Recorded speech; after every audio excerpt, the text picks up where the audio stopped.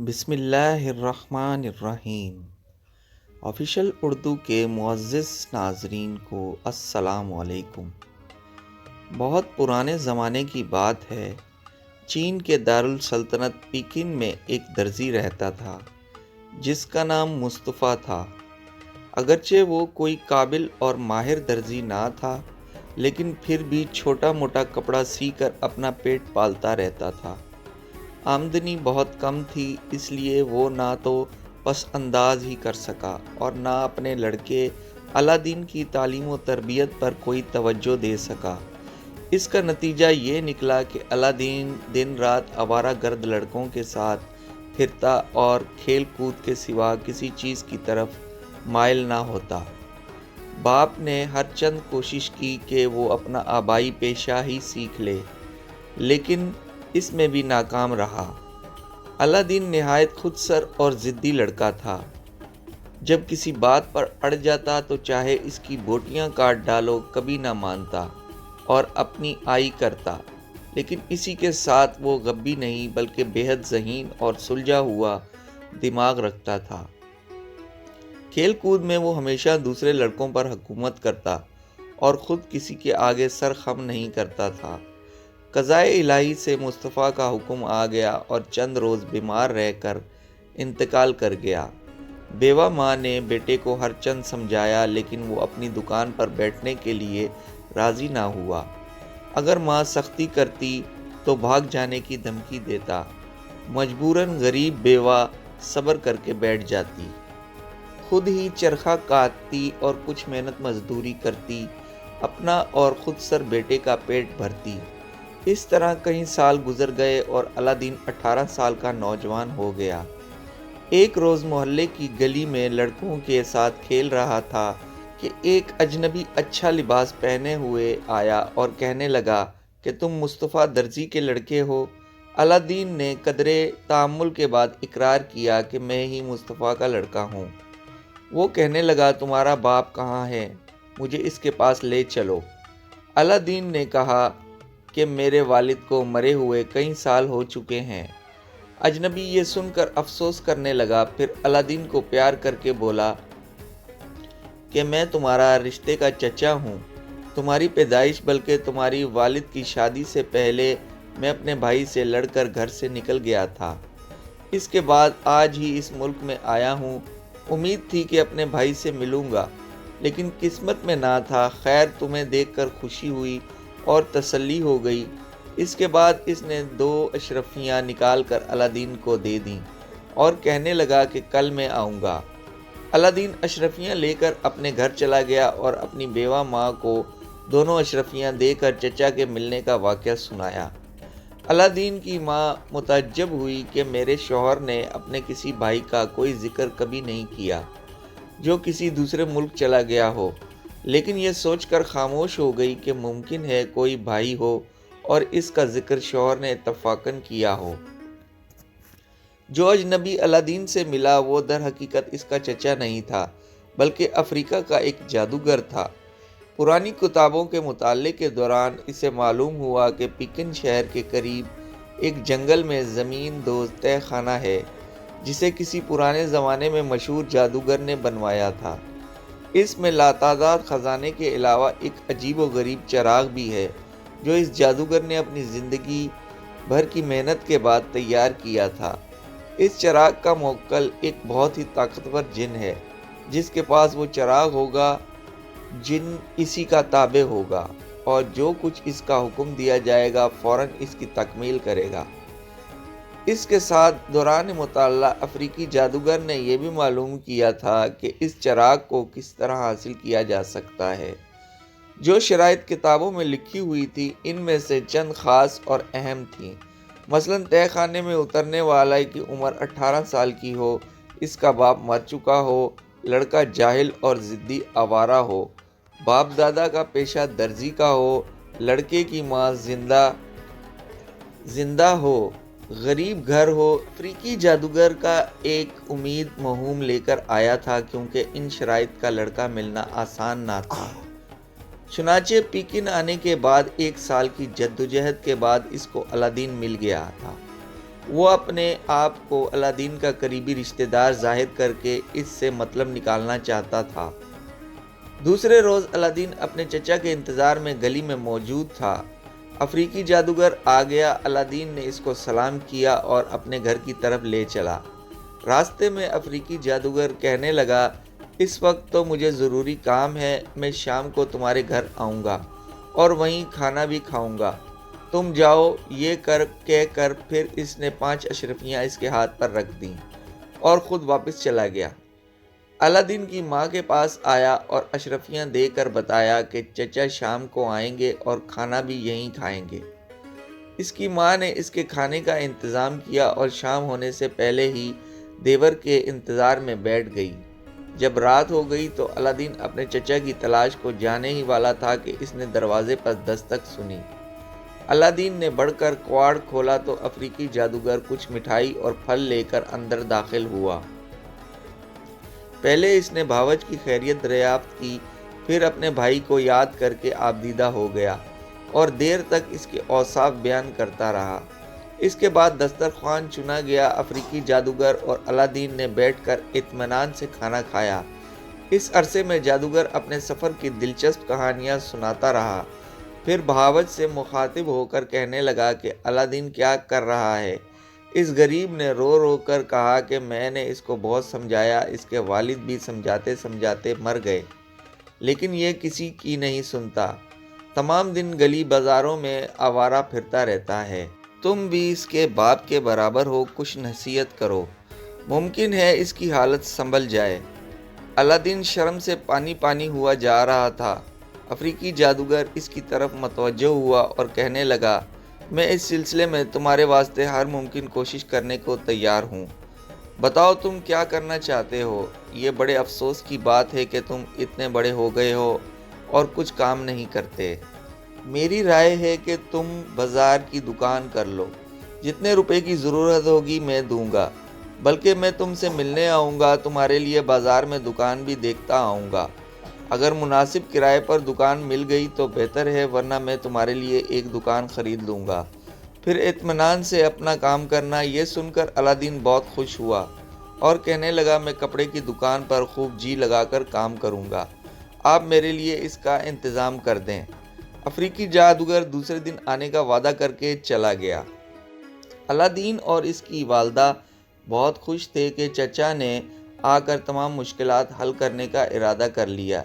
الادین ایک خوبصورت سی دکان کے تصور میں سو گیا۔ دوسرے روز حسب وعدہ جعلی چچا آیا اور الادین کو اپنے ساتھ بازار لے گیا اور ایک دکان سے عمدہ کپڑے خرید کر الادین کو پہنائے، پھر اپنے ساتھ بازار میں لے گیا اور کپڑے والوں کی دکانیں دکھائیں کہ میں تمہارے لیے ایسی دکان کا انتظام کر رہا ہوں، تم روزانہ ادھر آیا کرو اور دیکھا کرو کہ کاروبار کس طرح کیا جاتا ہے۔ اس کے بعد شہر کے مختلف باغات کی سیر کرائی، کچھ پھل وغیرہ خرید کر ساتھ لیے اور الادین کو اس کے گھر چھوڑ کر چلا گیا اور کہہ گیا کہ کل تم میرے ساتھ چلنا، تمہیں اور بہترین تماشے دکھاؤں گا۔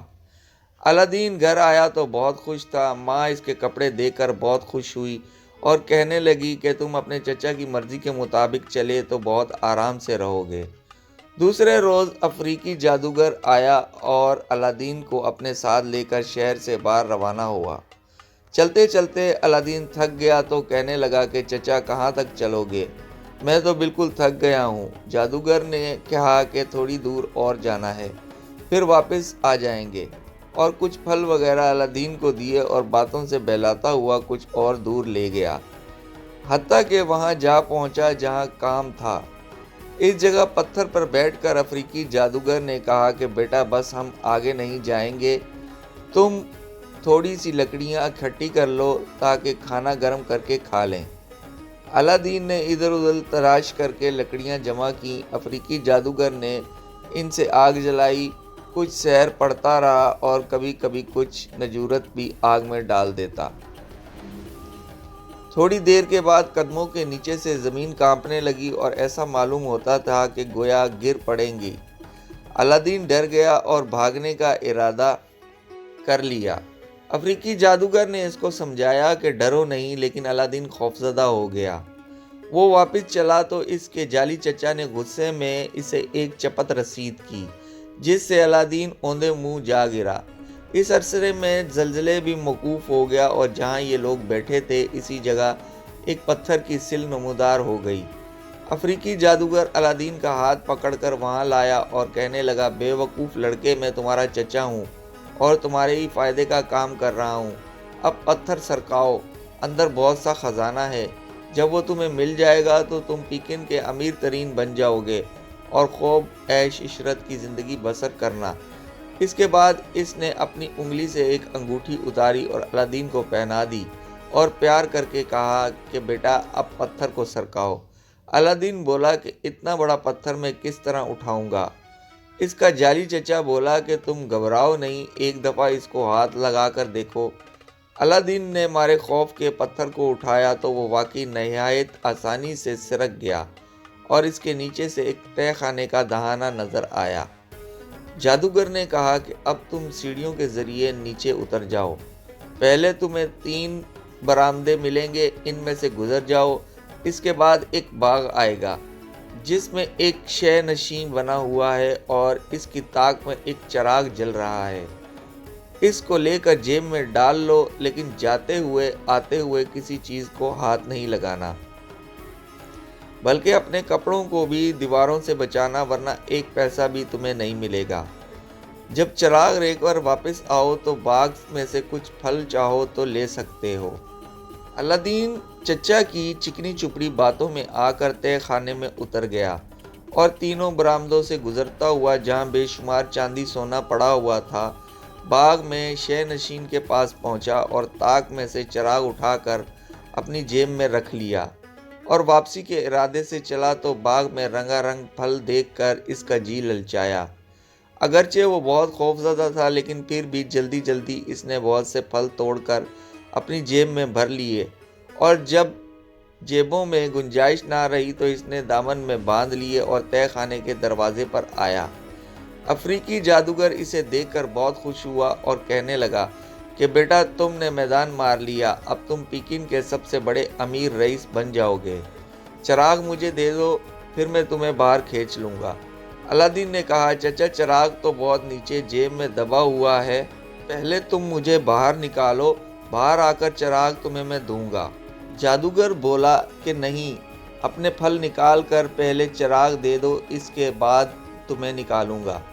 الادین کہنے لگا، بھلا میں اتنی محنت کی ہے، آپ کا چراغ لایا اور اپنے لیے صرف چند پھل لایا تو وہ بھی پھینک دوں اور چراغ نکال کر آپ کو دے دوں؟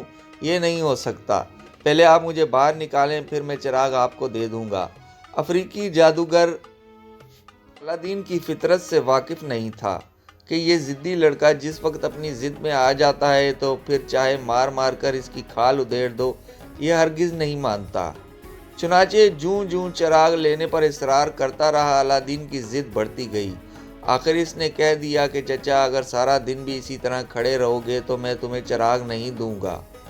افریقی جادوگر کی طبیعت بھی جنونی تھی، غصے میں اس نے جادو کا پتھر تہہ خانے کے منہ پر سرکا دیا اور وہاں سے واپس چل دیا۔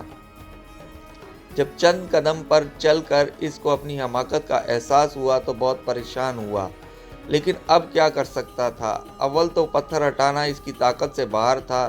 اس ناکامی اور مایوسی کی وجہ سے افریقی جادوگر اتنا دل برداشتہ ہوا کہ پیکن میں بھی نہیں ٹھہرا اور کسی دوسری طرف روانہ ہو گیا۔ غار کا منہ بند ہوتے ہی چاروں طرف اندھیرا پھیل گیا تو الادین گھبرایا اور زور زور سے چلانے لگا کہ چراغ تم لے لو اور مجھے یہاں سے نکالو، لیکن تہہ خانہ بند ہونے کی وجہ سے آواز باہر نہیں آئی تھی، اس لیے افریقی جادوگر نے اس کی آواز نہیں سنی۔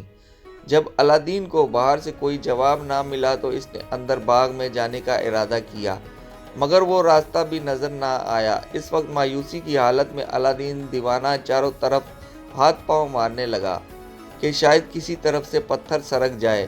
اتفاقاً اسی کوشش میں جادوگر کی دی ہوئی انگوٹھی کو کسی چیز سخت سے رگڑ لگی۔ اس انگوٹھی کا موکل بھی ایک جن تھا۔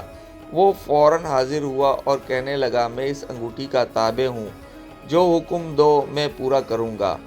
الادین اس کو دیکھ کر ڈر گیا، لیکن اس وقت اس کی حالت ایسی تھی کہ وہ اپنے خوف پر غالب آ گیا اور جن سے بولا کہ مجھے میرے گھر پہنچا دے۔ آنکھ جھپکتے ہی الادین نے اپنے آپ کو اپنے گھر کے سامنے پایا۔ خود پریشانی سے اس کے حواس خراب ہو رہے تھے۔ گرتا پڑتا گھر پہنچا اور خاموشی سے لیٹ گیا۔ کچھ دیر کے بعد جب اس کی طبیعت ٹھکانے آئی تو اس نے ماں سے کھانا مانگا اور روٹی کھا کر سو گیا۔ جب دیر کے بعد بیدار ہوا تو اس نے سب واقعہ ماں کو سنایا اور چچا کی بدسلوکی پر اس کو بھرا بھرا کہتا رہا۔ شام کو اس نے جب کھانے کو پوچھا تو ماں کہنے لگی کہ بیٹا اس وقت گھر میں کچھ نہیں ہے، کہو تو کوئی برتن وغیرہ بیچ کر روٹی لا دوں۔ الادین نے کہا کہ تم وہ چراغ فروخت کر دو جو میں تہہ خانے سے لایا ہوں، وہ چاندی کا معلوم ہوتا ہے۔ الادین کی ماں چراغ فروخت کرنے چلی گئی تو اس کو خیال آیا کہ اس کو دھو کر صاف کر لوں، اس طرح شاید کچھ زیادہ قیمت مل جائے۔ چولہے کے پاس راکھ لینے گئی تو دیکھ کر جو پھل الادین لایا تھا وہ اس طرح روشن ہے جیسے چراغ۔ اس نے الادین کو لا کر دکھایا تو الادین ان کو پتھر سمجھا تھا، لیکن یہ تو روشنی دیتے ہیں۔ الادین متعجب ہوا کہ تم ان کو احتیاط سے رکھ دو، صبح کو ان کا حال معلوم کروں گا۔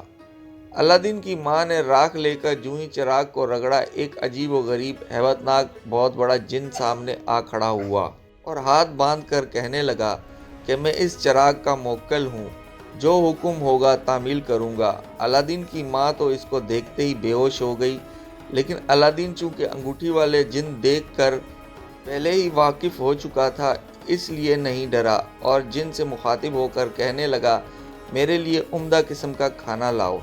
یہ سن کر جن غائب ہو گیا اور ذرا سی دیر میں تھالیاں کھانے سے بھری ہوئی لا کر رکھ دیں اور پھر واپس چلا گیا۔ الادین نے پھر انگوٹھی کے جن کو طلب کیا، وہ آیا تو اس نے پوچھا کہ میرا چچا کون تھا؟ جن نے کہا وہ تمہارا چچا نہیں تھا بلکہ افریقہ کا ایک جادوگر تھا، وہ تم سے چراغ نکلوانا چاہتا تھا۔ اس چراغ کا موکل بھی جن ہے، وہ بہت طاقتور ہے اور ہر کام کر سکتا ہے۔ پھر الادین ان پھل پتھروں کی بابت معلوم کی تو جن نے کہا وہ نایاب جواہرات ہیں اور ان کی قیمت کروڑوں اشرفیوں کے برابر ہے۔ اس کے بعد الادین نے جن کو واپس کر دیا اور ماں کو ہوش میں لانے کی تدبیر کرنے لگا۔ جب اس کی والدہ ہوش میں آئی تو اس نے کہا کہ تو خوف نہ کر، اسی جن نے مجھے دہشت ناک غار سے نکال کر یہاں تک پہنچایا ہے اور وہی اب ہمارے لیے کھانے کے لیے حاضر ہوا ہے۔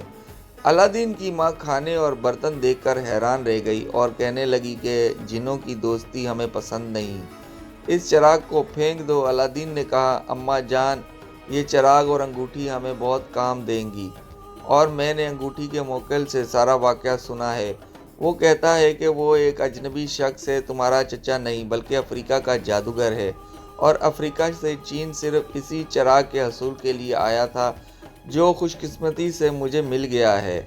اگلے دن الادین نے ان برتنوں میں سے جن کھانا لایا تھا ایک تشتری کے جو کہ چاندی کی تھی بازار میں فروخت کیا۔ وہ یہودی دکاندار بڑا مکار اور دغا باز تھا، وہ اس تشتری کی قیمت سے بخوبی واقف تھا۔ الادین کو اس کی قدر و قیمت معلوم نہ تھی، اس لیے ایک اشرفی لے کر چلا گیا اور اسی طرح تمام برتن وقتاً فوقتاً بیچ ڈالے۔ آخری مرتبہ وہ سب سے بڑا تھال لے کر اس یہودی کی دکان پر پہنچا اور 10 اشرفی میں دے دیا۔ جب اچھا کھانا اور پہننا ملنے لگا تو اس کی قدرتی ذہانت بھی چمک اٹھی۔ بازار میں ہر چیز کا نرخ دریافت کرتا، بھلی بری ہر چیز کی تمیز ہونے لگی۔ وہ جوہری بازار میں جاتا اور جواہرات کی چمک دمک دیکھتا، قیمتیں سنتا۔ اب اسے معلوم ہونے لگا تھا وہ بڑے بڑے یاقوت و الماس جو میرے پاس پڑے ہیں وہ کتنے نایاب اور قیمتی چیز ہیں۔ اس کے ساتھ ہی اس نے یہ بھی سوچ لیا تھا کہ آئندہ اگر کھانے کے برتن فروخت کرنے کی ضرورت پیش آئی تو کسی دکاندار کو بھی دکھاؤں گا۔ جب سب اشرفیاں ختم ہو گئیں تو وہ ایک روز تنہائی میں الادین نے پھر چراغ رگڑا۔ جن فی الفور حاضر ہو گیا۔ الادین نے اس سے کہا کہ میرے واسطے کھانا لاؤ۔ جن چلا گیا اور بدستور کئی تھال کھانے کے لے آیا۔ الادین نے کھانا کھایا۔ دوسرے روز ایک بڑی تشتری لے کر بازار روانہ ہو گیا تو یہودی یہاں جانے سے پہلے ایک سنار کو دکھائی۔ وہ سنار بہت نیک اور ایماندار تھا۔ اس نے جانچ پڑتال کی اور 72 اشرفیاں علاءالدین کے سامنے رکھ دیں اور کہا میرے اندازے کے موافق اس کی یہی قیمت تھی۔ میں نے اس سے پہلے بھی آپ کو اسی قسم کے برتن بدماش یہودی کے یہاں لے جاتے ہوئے دیکھا ہے، لیکن میں آپ کو بتائے دیتا ہوں کہ وہ مکار اور دھوکے باز ہے، کسی وقت نقصان پہنچا دے گا۔ علاءالدین 72 اشرفیاں دیکھ کر حیران رہ گیا اور سوچنے لگا کہ کم بخت یہودی نے ایک ایک اشرفی میں یہی برتن خرید کر مجھے لوٹ لیا۔ آئندہ سب برتن اسی سنار کو دوں گا۔ آہستہ آہستہ اس نے سب تشتریاں اسی سنار کو فروخت کر دیں اور امیرانہ ٹھاٹ باٹ سے اپنی زندگی گزارنے لگا۔ ادھر اس کی طبعی ذہانت میں بھی بیداری ہو گئی، اسی لیے سوچا کہ اس طرح برتن منگانا اور فروخت کرنا غلط ہے، نقد روپیہ حاصل کرنا چاہیے اور برتن استعمال کے لیے رکھنے چاہیے۔ اب علاءالدین اچھے سے اچھا کھاتا اور پیتا تھا۔ دوسرا عمدہ قسم کا مکان رہائش کے لیے لے لیا اور عیش و آرام کے ساتھ رہنے لگا۔ ایک روز بازار گیا تو دیکھا کہ بادشاہ کی طرف سے منادی ہو رہی ہے کہ شہزادی بدرکل حمام کے لیے جائیں گی، اس لیے کل بازار بند رہیں گے اور کسی شخص کو بھی گھر سے نکلنے کی اجازت نہیں ہوگی۔ یہ منادی سن کے تو علاءالدین کا نوجوان دل بےتاب ہو گیا کہ شہزادی کو کسی ترتیب سے ضرور دیکھنا چاہیے۔ اس نے تلاش کر کے ایک بالا خانہ حمام کے قریب کرائے پر لیا اور وقت سے پہلے وہاں جا کر چھپ کر بیٹھ گیا۔ جب شہزادی کی سواری یہاں سے گزری گی تو اس کو ایک نظر دیکھ لوں گا۔ دوسرے روز شہزادی کی سواری بڑے تزک و احتشام سے آئی اور اسی بالے خانے کے نیچے سے گزری۔ جوں ہی اس پر علاءالدین کی نظر پڑی، تیر عشق دل سے پار ہو گیا۔ شہزادی کا حسن بے مثال اس کی نگاہوں میں گھوم گیا اور اس نے ارادہ کر لیا کہ اس شہزادی سے شادی کروں گا۔ جب شہزادی کی سواری واپس چلی گئی تو علاءالدین گھر آیا اور ماں سے کہنے لگا کہ آج اتفاقاً میں نے شہزادی بدر کو جاتے ہوئے دیکھ لیا، اسی وقت سے میرا دل قابو میں نہیں۔ ماں، اگر تم میری زندگی چاہتی ہو تو کسی طرح میری شادی اس سے کرا دو، ورنہ میرا جینا مشکل ہے۔ ماں نے حیران ہو کر اس کی صورت دیکھی اور سمجھی کہ شاید یہ پاگل ہو گیا ہے۔ پھر سمجھاتے ہوئے کہنے لگی، بیٹا تم ایسی باتیں کیوں کر رہے ہو؟ کہاں شاہ چین کی لڑکی اور کہاں تو ایک معمولی درزی کا لڑکا؟ آخر ایسا کیا خیال تیرے دل میں کیوں آیا؟ علاءالدین نے کہا، یہ تو صحیح ہے کہ میرے اور اس کے درمیان زمین و آسمان کا فرق ہے، لیکن میں دل کو کیا کروں، یہ تو کسی طرح نہیں مانتا۔ جب شہزادی کو دیکھا ہے میری طبیعت بہت مضطرب ہے۔ ماں بولی کہ چند روز اطمینان رکھ کے طبیعت کا شوق سرد پڑ جائے گا تو میں کہیں اچھی جگہ تیری شادی کر دوں گی۔ بدر کے عشق سے باز آ، وہ تیرے دسترس سے بہت بلند ہے۔ اس کے رہنے کے لیے محل چاہیے، خدمت کو بے شمار کنیزیں اور غلام، پہننے کو قیمتی لباس اور زیورات۔ تو یہ سب چیزیں کہاں سے فراہم کرے گا؟ علاءالدین نے کہا، یہ چیزیں تو میں ایک ساتھ میں اکٹھی کروں گا۔ اگر بادشاہ چین چاہے گا تو جتنا اس کا کل خزانہ ہے اس سے 2 گنا زر و جواہر دوں گا۔ وہی جواہرات جو تہہ خانے سے لایا ہوں، ان میں سے اس کی ایک قیمت شاہ چین کی مملکت سے بھی زیادہ ہے۔ جس وقت وہ ان کو دیکھے گا عقل حیران رہ جائے گی۔ پھر میرے پاس چراغ اور انگوٹھی ہے، اگر ضرورت پڑے گی تو اس سے بھی لاتعداد ہیرے یاقوت منگا سکتا ہوں۔ تم میرا پیغام شادی لے کر جاؤ، اگر بادشاہ مان گیا تو بہتر، ورنہ میں زبردستی شہزادی کو اٹھا لوں گا۔ اب علاءالدین صرف مصطفیٰ درزی کا بیٹا نہیں، موکلات کا مالک ہے جو اپنے تابع جنوں سے کام لے سکتا ہے۔ علاءالدین کی یہ گفتگو سن کر اس کی ماں نے سوچا، یہ سچ کہتا ہے، اس وقت یہ ایسی طاقت کا مالک ہے کہ بادشاہ بھی اس کا مقابلہ نہیں کر سکتا۔ چنانچہ وہ شادی کا پیغام لے کر جانے کو تیار ہو گئی۔ دوسرے روز علاءالدین نے ایک سونا چاندی کی گنگا جمنی تھالی میں جواہرات سجا کر ماں کو دیے اور کہا کہ یہ بادشاہ کے سامنے پیش کرنا اور پھر رشتہ مانگنا۔ علاءالدین کی ماں دربار پہنچی اور ایک طرف کھڑی ہو گئی، لیکن اس کی ہمت نہ ہوئی کہ بادشاہ سے اپنا مدعا بیان کرے۔ جب دربار ختم ہو گیا اور بادشاہ محل میں چلا گیا تو بے مراد واپس آ گئی اور الادین نے کہہ دیا کہ آج میری ہمت نہیں ہوئی۔ دوسرے دن پھر گئی اور کھڑی رہ کر لوٹ آئی۔ الادین نے ماں کو سمجھایا کہ تم ڈرو نہیں، بادشاہ سے اپنا مقصد عرض کرو۔ تیسرے روز پھر گئی، لیکن آج بھی بادشاہ نے کچھ نہ پوچھا اور نہ وہ کچھ بولی۔ چوتھے روز پھر گئی۔ اس روز بادشاہ نے اپنے وزیر سے کہا، ایک بڑھیا 3 روز سے برابر دربار میں آ رہی ہے، لیکن کچھ کہتی نہیں، معلوم کرو وہ کیوں آتی ہے اور کیا کہنا چاہتی ہے۔ جس وقت الادین کی والدہ گئی تو وزیر نے اس کو دیکھا اور قریب آ کر کہا کہ دربار برخاست ہونے کے بعد ٹھہر جانا، بادشاہ تم سے کچھ دریافت کرنا چاہتے ہیں۔ جب دربار برخاست ہو گیا تو وزیر نے بڑھیا کو بادشاہ کے سامنے پیش کیا۔ بادشاہ نے پوچھا، تم روز آتی ہو اور بغیر کچھ کہے سنے واپس چلی جاتی ہو، تمہارا کیا مقصد ہے؟ بیان کرو۔ الادین کی والدہ نے دست بدستہ عرض کیا کہ جان کی امان پاؤں تو عرض کروں۔ بادشاہ نے کہا، میں امان دیتا ہوں۔ وہ بولی، آپ تنہائی میں میری عرض سنیے۔ بادشاہ نے وزیر کے سوا سب کو ہٹا دیا۔ اس وقت الادین کی ماں نے جواہرات کی تھالی پیش کر کے عرض کیا، میرا بیٹا حضور کی فرزندی میں آنا چاہتا ہے، آپ اس کا رشتہ منظور کر لیں۔ بادشاہ یہ سن کر چپ ہو گیا، پھر وزیر سے الگ گفتگو کی کہ یہ کون ہے، ایسے نادر و نایاب جواہرات کہاں سے لائی ہے، جن میں سے ایک ایک کی قیمت میری ساری سلطنت سے زیادہ ہے۔ وزیر نے کہا، مجھے کچھ معلوم نہیں، بہرحال یہ جواہرات رکھ لیجئے اور اس کو بہانے سے ٹال دیجئے۔ آئندہ جیسا موقع ہوگا کریں گے اور یہ بھی معلوم ہو جائے گا کہ یہ کون ہے اور کس حیثیت کی ہے۔ بادشاہ نے الادین کی والدہ سے کہا کہ میں تمہارا رشتہ منظور کر لیتا ہوں، مگر ابھی 3-4 ماہ تک انتظار کرو، پھر شادی کا انتظام ممکن ہوگا۔ الادین کی ماں بادشاہ سلامت کو سلام کر کے خوش گھر لوٹ آئی۔ الادین رشتے کی منظوری کی خبر سن کر بہت خوش ہوا۔ 2 ماہ کی مدت بڑی مشکل سے گزاری اور ابھی 1 مہینہ بھی باقی تھا کہ ایک روز الادین کی ماں بازار میں گئی تو دیکھا بازار اور شاہی محل سج رہا ہے، اور اس نے لوگوں سے پوچھا، تم لوگ کہنے لگے، تعجب ہے، تجھے معلوم نہیں شہزادی کی شادی وزیر اعظم کے لڑکے سے ہو رہی ہے، آج بارات جائے گی۔ الادین کی ماں یہ سن کر الٹے پاؤں گھر واپس آئی اور بیٹے کو آگاہ کیا، بادشاہ اپنے اقرار سے پھر گیا ہے اور اب شہزادی کی شادی وزیر اعظم کے لڑکے سے ہو رہی ہے۔ الادین یہ سن کر بہت رنجیدہ ہوا اور کہنے لگا، بادشاہ ہو کر اس نے قول و قرار کی وقت نہیں سمجھی اور میرے جوہرات بھی رکھ لیے، لیکن یہ شادی کامیاب نہیں ہو سکتی اور میں جانتا ہوں یہ سب شرارت وزیر کی ہے۔ پھر اس نے ماں کو دوسرے کمرے میں بھیج کر اس چراغ کو رگڑ کے جن کو طلب کیا۔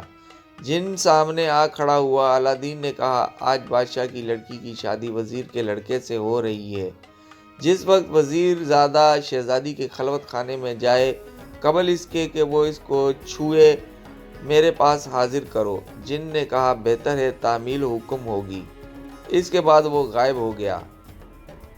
شام کو وزیر اعظم بڑے اہتمام سے بارات لے کر پہنچا۔ بڑی دھوم دھام سے نکاح ہوا، پرتکلف دعوت دی گئی، تمام وزراء عمائدین شہر اس میں شریک ہوئے۔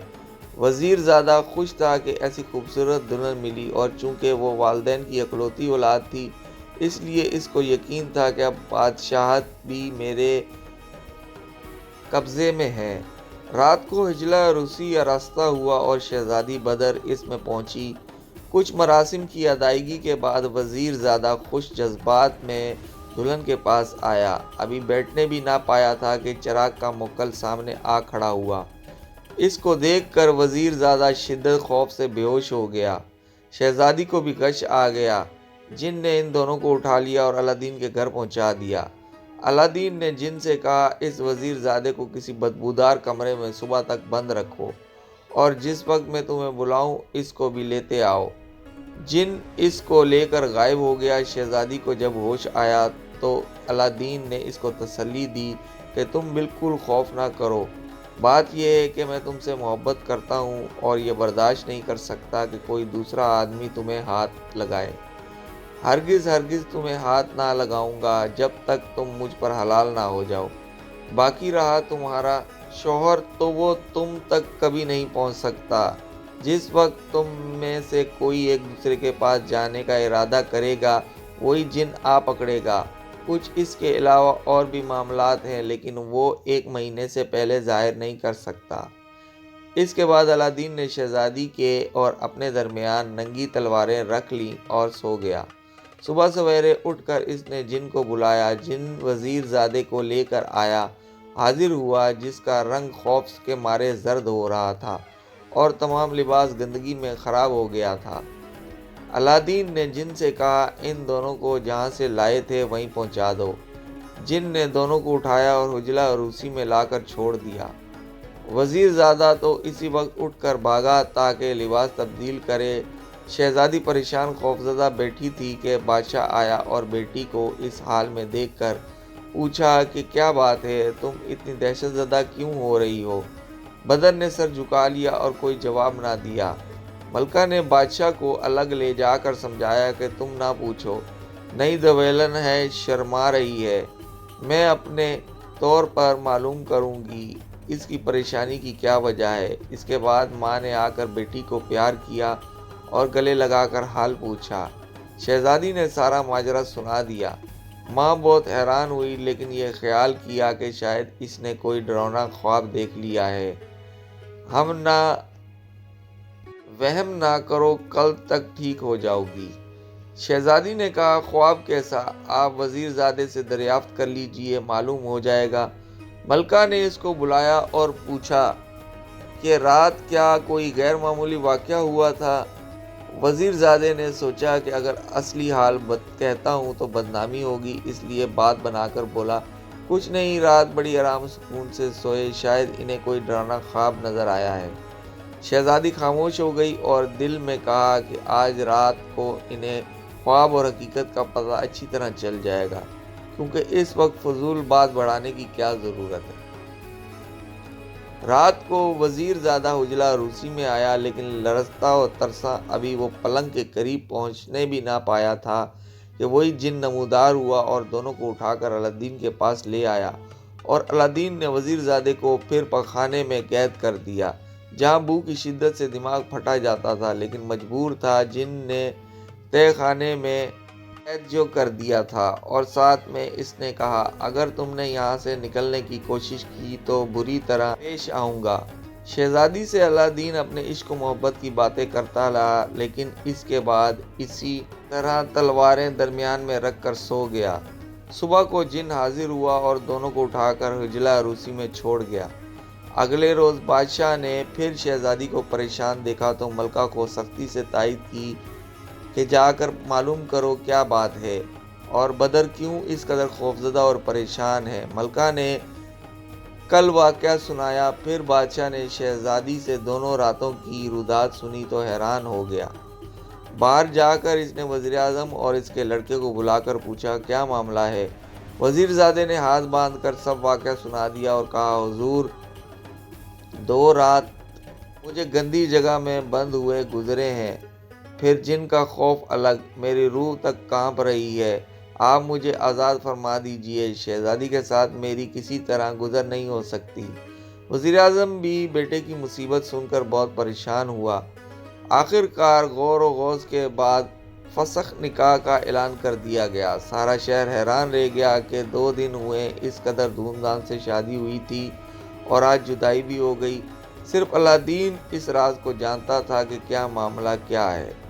اس روز اس نے جن کو بلا کر تائید کر دی کہ تم نگرانی ضرور کرنا، کہیں مجھے دھوکہ دینے کے لیے اعلان نہ کیا گیا ہو۔ چند روز میں جب الادین کو اطمینان ہو گیا کہ اب شہزادی کی عصمت محفوظ ہے تو اس نے جن سے کام لینا بند کر دیا۔ اس عرصے میں شہزادی اور وزیر زادہ بھی اپنے اپنے گھروں میں اطمینان سے رہنے لگے اور کوئی ایسا واقعہ پیش نہ آیا۔ یوں ہی باتوں باتوں میں 1 مہینہ گزر گیا تو الادین نے اپنی ماں سے کہا تم بادشاہ کے سامنے جاؤ اور اسی کو یاد دلاؤ کہ ایفائے عہد کا وقت آ گیا ہے، اب آپ شادی کر دیجئے۔ الادین کی ماں بادشاہ کی خدمت میں حاضر ہوئی۔ اس وقت اتفاق سے وزیر بھی موجود تھا۔ بادشاہ نے اس کو پہچان لیا، چنانچہ الادین کی ماں کو ایک طرف بٹھا کر خود وزیر سے مشورہ کرنے لگا۔ وزیر نے کہا کہ آپ اس کو کہہ دیں کہ شادی تو کر دی جائے گی لیکن شہزادی کے مہر میں 40 حسین غلام جن کے سروں پر سونے کی تھالیاں ہوں اور ان تھالیوں میں جواہرات لا کر پیش کرنے پڑیں گے۔ نہ یہ عورت اس شرط کو پورا کر سکے گی اور نہ آپ ایک گمنام شخص سے شہزادی کی شادی کرنے پر مجبور ہوں گے۔ یہ تجویز بادشاہ کو بہت پسند آئی۔ چنانچہ اس نے الادین کی ماں سے کہا، مجھے اپنا وعدہ یاد ہے اور اس کا پابند بھی ہوں، لیکن تم غور کرو کہ ایک شہزادی کی شادی کسی گمنام حیثیت کے شخص سے تو نہیں کی جا سکتی۔ اگر تمہیں یہ رشتہ منظور ہے تو بطور حق مہر 40 حسین و جمیل ایسے غلام لاؤ جن کے سروں پر سونے کی تھالیاں ہوں اور ان تھالیوں میں جواہرات بھرے ہوں۔ غلاموں کا لباس ایسا ہو کہ شہر میں مشہور ہو جائے کہ کسی والے ملک کے یہاں سے شہزادی کی رسم شادی آئی ہے۔ الادین کی ماں واپس آئی اور بیٹے سے کہنے لگی کہ میں نے تجھے پہلے سمجھایا تھا کہ غریبوں اور بادشاہوں کا کیا جوڑ، لیکن تو نہ مانا۔ اب بادشاہ نے ایسی شرط لگائی ہے کہ ہماری تو 1000 پوچھتوں سے بھی پوری نہیں ہوگی۔ الادین نے کہا، بتاؤ تو صحیح کیا شرط ہے۔ ماں نے وہ سب گفتگو سنائی جو بادشاہ سے ہوئی تھی۔ ساری بات سن کر الادین مسکرایا اور کہنے لگا، تم ذرا نہا دھو کر کپڑے بدل لو، میں اتنی دیر میں کچھ کام کر لوں۔ چنانچہ الادین کی ماں نہانے چلی گئی۔ الادین نے چراغ رگڑا، اسی وقت جن حاضر ہو گیا۔ اس نے جن کو بتایا کہ مجھے ایسے 40 غلاموں کے وہاں سامان ضرورت ہے۔ جن غائب ہو گیا اور تھوڑی سی دیر میں وہاں 40 حسین و زرق برق پوشاک میں ملبوس غلاموں کے حاضر ہو گیا۔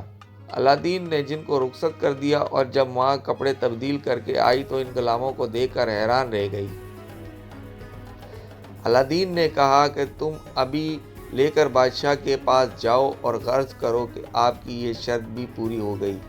اب تو آپ کی کوئی عذر نہیں۔ الادین کی ماں غلاموں کو اس طرح لے کر چلی گئی۔ تمام اہل شہر اس عجیب جلوس کو دیکھ رہا تھا۔ غلاموں کا لباس اس قدر شاندار تھا کہ لوگ حیران تھے کہ آج کسی امیر یا والی سلطنت کے یہاں سے شادی کا سامان آیا ہے۔